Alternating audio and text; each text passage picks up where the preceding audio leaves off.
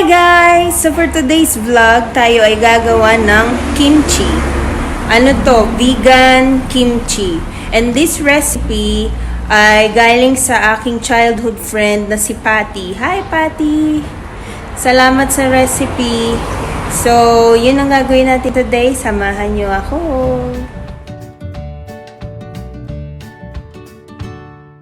So, ito na yung mga kailangan natin for the kimchi. Meron tayong 2.3 kilos na pechay bagyo o yung napa cabbage. Meron tayong carrots, meron tayong vegetable stock, meron tayong rock salt, 1 large onion, spring onions, rice flour, brown sugar, ginger, garlic, at saka itong Korean chili flakes. Ang pinili ko yung coarse kasi meron silang fine.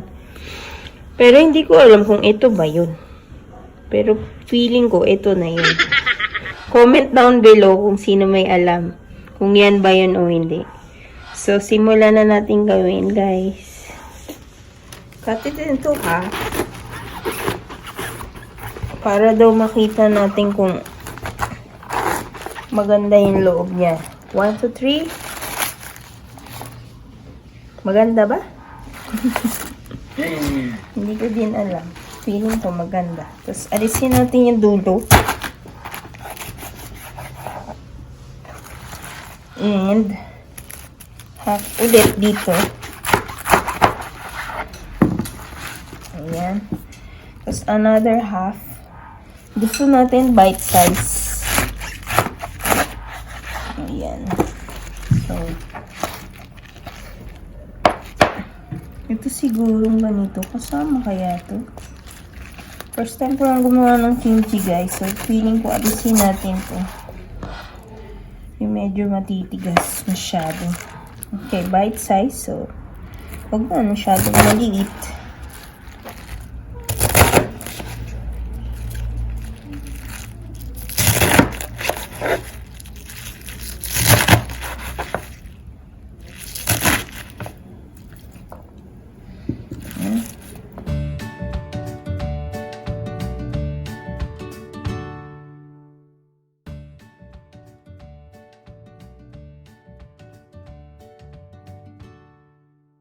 Ito na yung ating mga nahiwang pechay bagyo. Ngayon, lalagyan natin siya ng tubig. And rock salt. Pink salt lang ang meron ako dito sa bahay. So, pwede naman yung normal.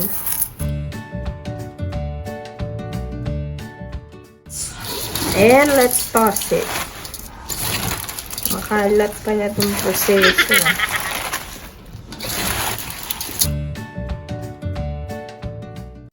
Don't mind the kalat, guys.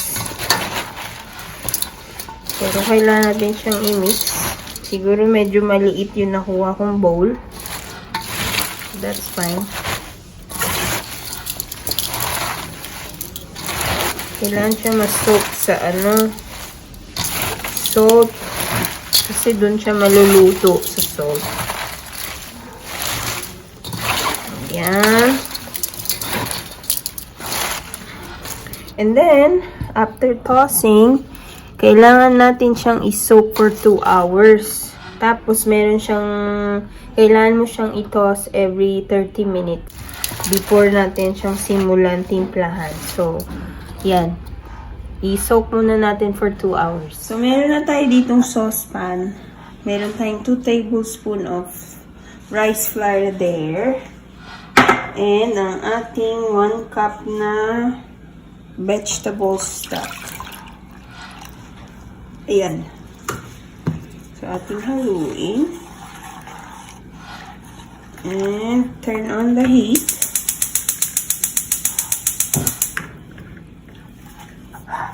Medium-high heat daw ang kailangan. So, antayin natin siyang mag-stick. So, ayan, nagbababble na siya. So, lagyan natin ng sugar.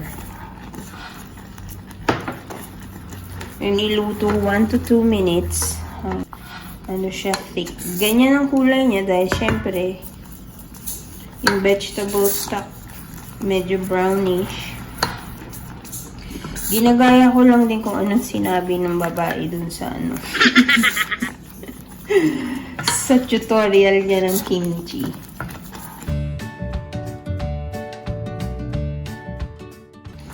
Ito ang ating rice porridge. Siguro pampastik ng sauce ng ano, kimchi to.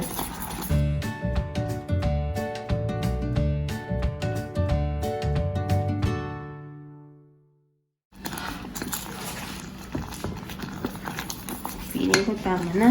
So yun, luto na ang ating rice porridge. So, nakalipas na ang 30 minutes, i-toast na natin ulit.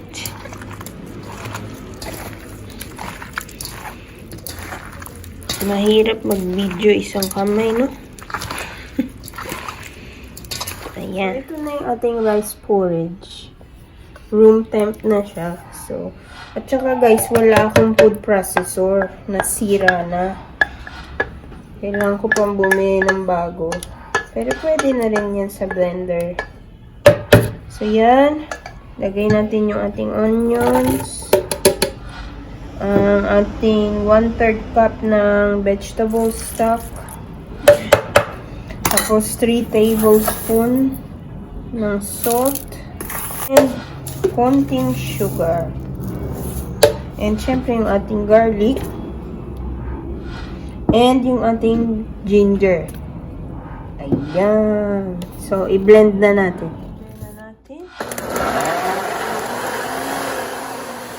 So, nakalipas na ang 30 minutes, i-toast na natin ulit. So, guys, ito na yung ating ginawang mixture. May buo pa siyang ano, ginger. Pero pwede naman natin siyang tanggalin. 1 cup daw netong chili flakes. Ayan, 1 cup. Pero pag ayaw nyo daw na sobrang anghang, ano lang ilagay ninyo, half cup. That's a lot. Whoa. Are you sure?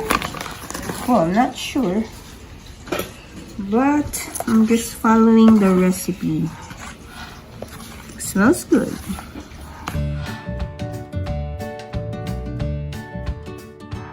Ready na ang lahat ng ating ingredients. Kulang na lang yung kimchi matapos na siyang mag-soak. 30 minutes na lang kulang, guys. At saka ito palang kimchi version ko. Ano lang, yung simple lang. Kasi wala tong ano eh. Ano ba tawag din yung kulay puti? Radish. Wala siyang radish. Ayoko kasi nun. So, hindi ko siya nilagyan. Tapos, wala rin akong mahanap dito na ano, garlic leaves o garlic chives. Wala. So, simple lang yung atin. Pero okay na. So, ayan. Ready na ang ating chili paste. So, hugasan na natin ang ating kimchi. Ayan. 3 beses siyang hugasan. Okay, guys. Ito na ang ating kimchi. After 2 hours, ganyan na siya. So, i-ready na natin siya dito.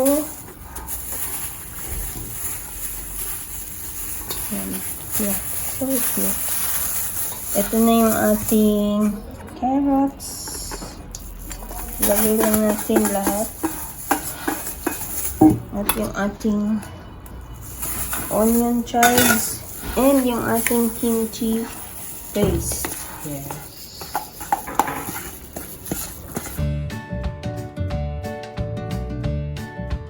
So, atin na siyang i-mix.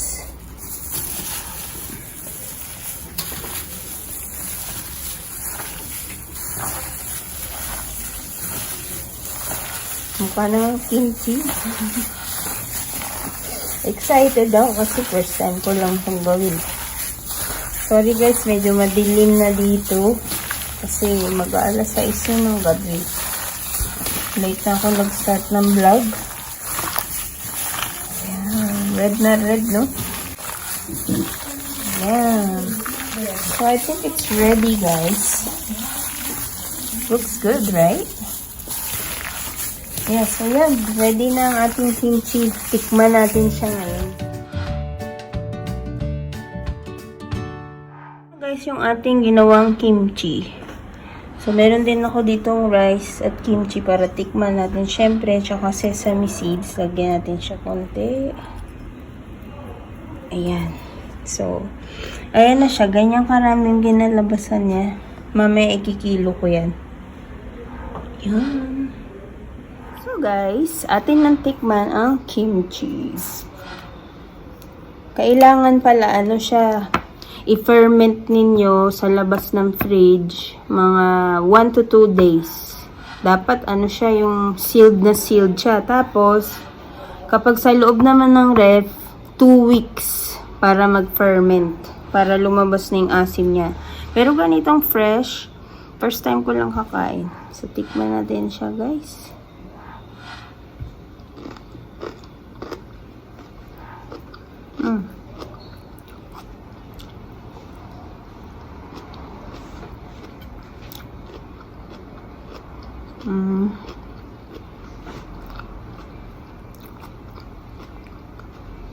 Yung anghang niya wala pa masyado.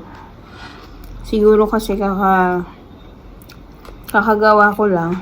Pero yung alat niya nandun na. So feeling ko next time babawasan nyo siya ng asin. Yung mga recipe naman niluluto ko, nandun siya sa description box. Kung hindi nyo man alam kung saan yung description box, pagpunta nyo dun sa YouTube channel ko, dun sa video ko, sa baba nun may arrow dun, i-click nyo yung arrow. Nandun yung complete list ng lahat na ingredients na nilagay ko rito. So, ilalagay ko dun, babawasan ko na siya ng ng asin. Para hindi siya ganun kaalat kasi ngayon, pa lang to. Presko pa lang siya pero yung alat niya nasa limit na. So, less salt. Yan. Wala akong tubig dito. So, that's it for today's vlog, guys. Sana nagustuhan ninyo. Don't forget to give it a like and subscribe. See you again soon. Bye! Mwah.